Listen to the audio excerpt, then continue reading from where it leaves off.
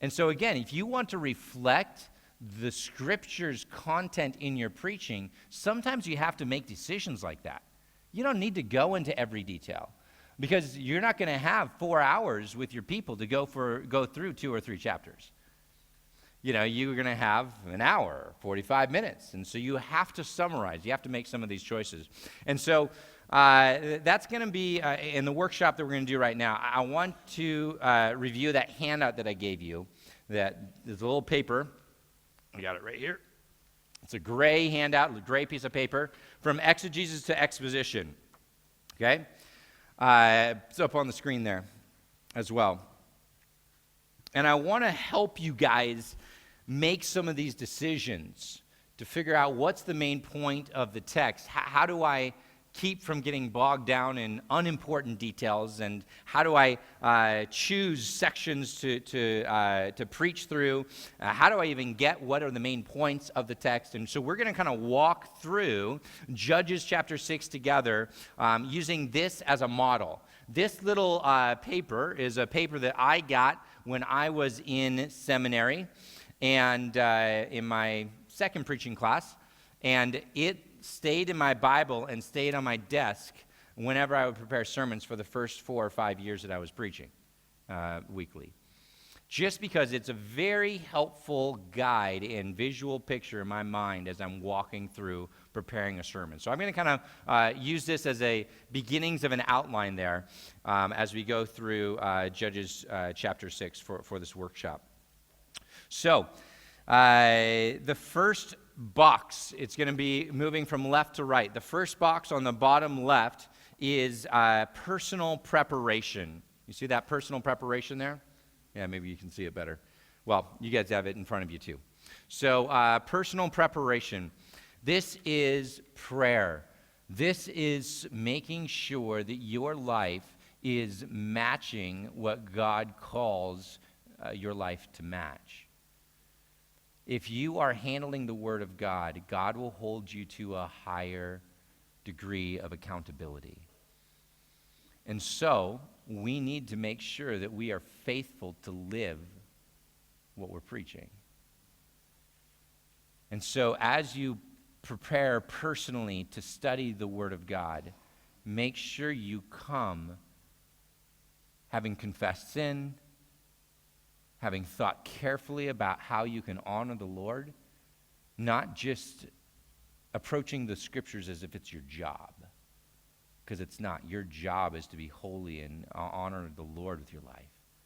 The study of the Scriptures only comes after a man whose heart has been prepared. So we prepare our hearts first. We also pray.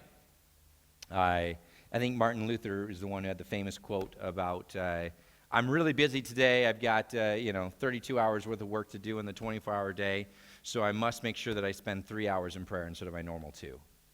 Something like that. I'm paraphrasing, but you get the concept. Pray, pray, pray. Pray throughout the process. Pray as you study. Pray in between reading a commentary. Pray after you've read a passage, before you've read a passage, while you're reading a passage. Stop and pray. Pray, and making sure that you're preparing yourself personally is vital to the task that God calls us to do as preachers. All right, next box there is analyze the text's content. Analyze the text content. And starting here, you see a bunch of words that are on the left-hand side, and then a bunch of words are on the right-hand side, both at the top and the bottom. And at the top, you see words like hermeneutics, the science of studying scriptures; exegesis, the science of looking at the words specifically of what do the text mean, and it is science. Now, exposition on the other side, homiletics, exposition, what the text means, art. We understand that there is a different gifts and talents that people have. Some people are really good at science and really good at math and all that, and some people are artists. Well, preachers, you got to be good at both. Okay, we have to be very analytical as we look through the scriptures and very careful and detailed. But then we also have to be careful as we present scriptures to present it in such a way that is, again, art, as it were, that is carefully thought out, and what is this going to look like it's best for my people? And then on the bottom, you have the words historical to contemporary, particular to universal, past to present. And so we're going to be talking about that progression here that will help you ultimately prepare sermons. So that second box in there is analyze the text content. For this section, I always say you need to read and reread and reread and reread the text. I will have read the text probably 3, 4, 5 times before I've really put any pen to the paper, at a minimum, you know. And so you should be, if you're preaching through the book of Judges, you should be regularly reading through the book of Judges. And then if you're preaching through Judges chapter 6, you should have read through Judges chapter 6 multiple times before you start putting pen to paper. So read and reread. Become very familiar with the text. And as you read, maybe the third, maybe the fourth time through, start to write down the questions that you should have been having in your head as you read. This is part of the hermeneutical process of learning to ask good questions. So some of the questions we ask are the where and the when questions. These are the context questions. So, in the book of Judges, if you ask a where and a when question, you're asking, where in the book of Judges does this flow? You saw the flyers out there, and they had a cycle in them, right? Remember that? How many of you have learned that Judges has a bunch of cycles in it? Yeah? I hope so. It's a kind of a good overview of the cycle of what happens in Judges. The people get oppressed, they cry out to God, God responds, gives them a judge, they're delivered, and then they have peace, and then they get oppressed because they follow idols again. And then kind of goes in a cycle like that. So where is Judges chapter 6 in that cycle? That's a good question. Also, you need to ask a question of yourself if you're looking at Judges. Is the whole book in chronological order? The answer is no. How do we know that? You need to know the answer to that question. It's because there's certain people that are mentioned that were only alive when Moses was alive at the end of the book of Judges. And so you see and you understand that there are certain theological reasons why these things were put in different chronological orders. And so Judges is a book where you got to know the context, the where, the when. Most study Bibles will have a lot of the information at the introduction, but you also will see that in a lot bigger form at the beginning of a commentary. There might be 40, 50, 60 pages that you read on it. And guess what? As a pastor, you don't need to know every one of those details with great absolute certainty. Read quickly through those sections. Just figure out, get the big idea. All right, and you also need to understand who's the original audience. For example, book of Deuteronomy. Who was the audience of Deuteronomy? What? Israel. When? The generation going into the promised land, that generation who had been wandering in the wilderness for 40 years and watched all their parents and aunts and uncles and everybody die and are now getting ready to enter into the promised land. That changes how you read and how you think of Deuteronomy. Who is the recipients of Judges? What? Israel. When? When do you think Judges was written?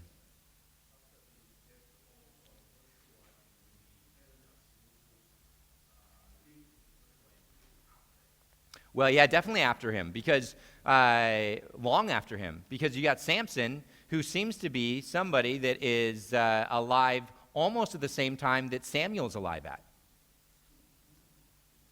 So you got to kind of understand some of the context of when this, it had to be written after that, because it's all put together after that. So you very likely that Judges was put together at the beginning of either King Saul or King David's reign. And that history was written then. So who was it written to? It was written to the people of Israel to help them understand why their whole situation in the last 350, 400 years was so messed up, and why this promised king is going to be a better king for them. So that's an important thing to know. You got to understand some of those historical contexts, and you know that by reading the whole book, picking up some clues that are in the book, and you can know that by reading some good study Bibles. All right, so judges in the context of Israel's time in the land, you got to understand where this judge falls in the basic chronology. But also, as you ask where, when questions, you're asking where geographically. So I often will read with a map open. That doesn't mean you have to preach with a map open all the time, but you do want to make sure that you're reading with a map open, because I don't know all the names of these places. I don't have it memorized where Mizpah is, for example. Do you know where Mizpah is, naturally? No, you should look that up on a map and get geographically what they're talking about. It's east of the Jordan. It's in the land of Gilead. So we understand this only as we're having a map open. Utilize these resources that you have, brothers. All right, so next we're going to go with who. Who questions. Actually, before we do, if you read Judges chapter 6, where does Judges chapter 6 take place? Where does the story of Gideon take place? What? Manasseh and where? Point to a verse, guys, that tell us where we can see it.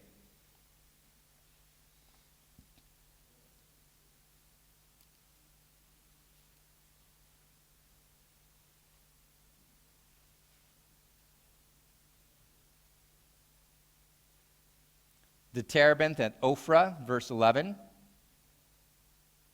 What is the Abiezrite?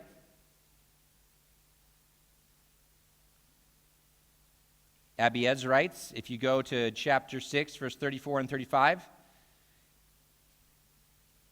Where are they from? They're all sent messengers throughout all where? Manasseh. Abiezrites is a sub-tribal group within Manasseh. And so then you look up on your map and you see, where's Manasseh? Where's their part of their land? And you do your best to understand these questions, right?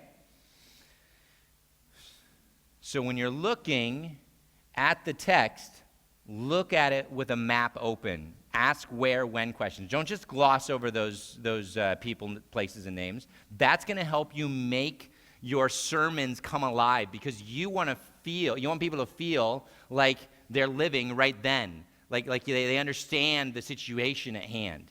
Doesn't mean you have to go into every last detail, but if you understand the details, you can make it come alive a lot better. All right, next one. Next question is who? Who are the main people in the story? For example, Jephthah, it isn't so much a story about Jephthah, the military man, but about Jephthah and his vow and his daughter and his home, right? And it's also got a big section on there about Jephthah, the diplomat. The Jephthah, the man who tried to have peace through talking. Gideon. Tell me something you learned about Gideon from chapter 6. Coward. What else? Weakest. And what? He's from Manasseh, testing God. What else? He in chapter 7 he does. Absolutely. And 8, for sure he wants to be king. Anybody else got anything from man of valor? For a short while, absolutely. God strengthens him and he becomes a man of valor. Anything else from chapter 6 in particular?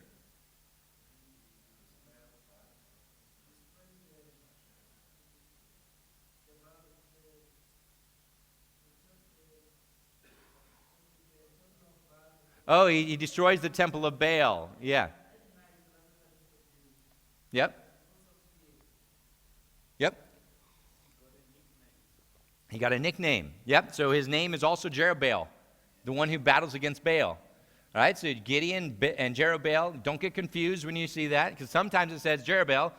His name is Gideon. Sometimes it's just Jerubbaal. And you're like, wait, or is this Jerubbaal or is this Gideon? You should know that. You should be able to help people kind of think through that. All right, so there's some kind of the main character questions with who, but you also need to appreciate who else is in this passage. Who's the main enemy? Who is it? The Midianites. The Midianites, yes. Where are they from? Yeah, well, where's Midia? Yeah, he knew you were going to answer that question. You're going to look down like this. I don't know where Midia is. Far to the east, okay? And again, you're looking up that, reading that with a map in hand is helping you, Because in chapter 7 and 8, you'll find out that he travels all the way to where their capital is, where the king Zalmunna is, right? And he goes, that's like 100 some odd miles away. It's 5-6 days journeys across the desert. So it's way to the east. And yet these Midianites come into the promised land and regularly, routinely make these raids against the people. So who questions? You need to know the answer to those who questions. Then you need to ask other questions like what questions? This is where you start to dig into the text. This is where you start to ask questions that always aim to the meaning of the whole chapter. What does this word mean? What's the key verse here? What is the significance of this? Why is that word repeated? Those are the what questions. Then you're going to get to the how questions. Hebrew narrative often has a summary statement, for example, in verses at the beginning or sometimes in the middle of a chapter. What do I mean by that?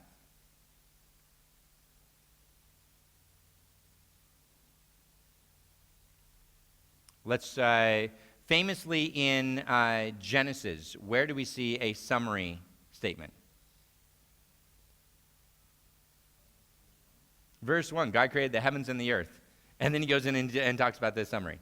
If you were just there in Judges chapter 11 and Jephthah 11, verse 29, then the Spirit of Yahweh was upon Jephthah, and he passed through Gilead and Manasseh, and passed on to Mizpah of Gilead, and from Mizpah of Gilead he passed on to the Amorites. And it's a summary. That's kind of a summary statement of his travels. And so very often, Hebrew narrative will give you a summary statement or a summary verse or two, and then go in and explain the details of what happened. So recognize where the summary statements are. That's a hallmark of Hebrew narrative. Find out where the summary statements are. How is it that the writer here puts the narrative together? He's going to sometimes put things in there that are very sarcastic. Like we read God being sarcastic earlier, right? You guys cry out to me. Go to your other gods, right? There's ways that it's presented that you want to capture the tone that is presented in it. And if sarcasm is the tone, present it as sarcastic. So how questions help you understand how this is put together. What are the rhetorical devices that the author uses to communicate this information? Is there poetry interspersed?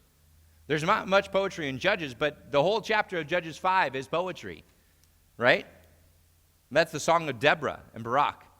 Basically, chapter 4 is the story of Deborah and Barak, and then chapter 5, we get a long song about it. And that's all poetry. So clearly we need to ask the questions of how. How is this done? How is this put together? What's the general flow? And so as you have asked good questions and you're analyzing the text content, this is what you learned how to do in your Hebrew exegesis class. This is kind of all that extra stuff, the papers that you would have written. And this is how you put together the beginnings of a sermon. But part of the reason why people are so afraid to preach from the Old Testament is because they think that that's what they bring up into the pulpit. And they're like, that doesn't preach very well. You can almost bring up this analyze of the text content from the New Testament and bring it up to the pulpit, and it can sometimes preach okay. But that's not where the sermon ends or the sermon prep ends. This is the very beginnings of this. So you establish all these notes. Sometimes you're taking notes down, writing. Sometimes you're typing. Sometimes you've got different questions and things in your head and observations. But you spend time analyzing the text contents. That's the science of this, okay? And next, this is where I'm going to get you guys into groups here, and we're going to wake up and make sure that we're all engaged in doing this together. Expose the text structure. Expose the text structure. Okay? This is your group activity now. Expose the text structure, that next box on your thing, on your handout. This is not your sermon outline. This is the outline of the structure of the text. And it often follows paragraphs that you find in the narrative. Not always, but often follows the paragraphs. So this is historical focused, and it can be past tense. And I'm going to give you the first point for free, so just 1 point. Just 1 point you can put up on the screen is setting. Number 1, the setting is in verses 1 through 6. All right, he's not going to put it up. That's okay. If you want to, you can. If not, only 1. Okay, there you go. No more. Now, you guys, I want you to get together. I'm not going to, assign you groups. Get into groups of 2 or 3 right now and spend 5 minutes. Don't spend 5 minutes getting into the groups. Get into the groups right away. And spend 5 minutes mapping out your text outline. Okay? This is past tense. It's explaining what the text says. This is not your preaching outline. This is explaining what the text says. All right? So get in your groups, 2 or 3 people. Go now, write it out, and I'll call you back in a couple minutes. Stay here, come into other parts of the room. 5 minutes. Put together a textual outline of Judges chapter 6. Go.